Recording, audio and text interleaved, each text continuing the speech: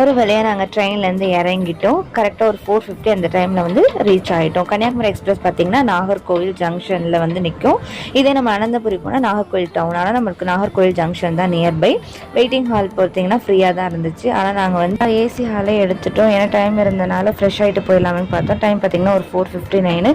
AC ஹாலில் என்ன benefit பார்த்திங்கன்னா டெலிவிஷன் இருக்குது, ஒய்ஃபை இருக்குது, மொபைல் சார்ஜிங் பாயிண்ட் இருக்குது. 1 ஹவருக்கு பெர் பர்சனுக்கு 30 rupees சார்ஜ் பண்ணுறாங்க. வேணும்னா நம்ம எக்ஸ்டெண்ட் பண்ணிக்கலாம். நம்ம வேறு ஏதாவது ட்ரெயினுக்கு வெயிட் பண்ணுற மாதிரி இருந்தால் நம்ம கண்டிப்பாக இதை யூஸ் பண்ணிக்கலாம்.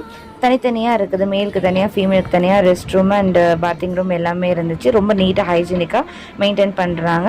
ஒரு வழியாக ஃப்ரெஷ்அப் ஆகிட்டு வெளியேவே ட்ரெஸ்ஸிங் ரூம் இருக்குது, அங்கே நம்ம ட்ரெஸ் சேஞ்ச் பண்ணிக்கலாம். ஸோ கொஞ்சம் நாங்கள் ரெஸ்ட் எடுத்து அதுக்கப்புறம் நானும் அம்மாவும் வெளியே வந்துட்டோம் டீ குடிக்கிறதுக்கு.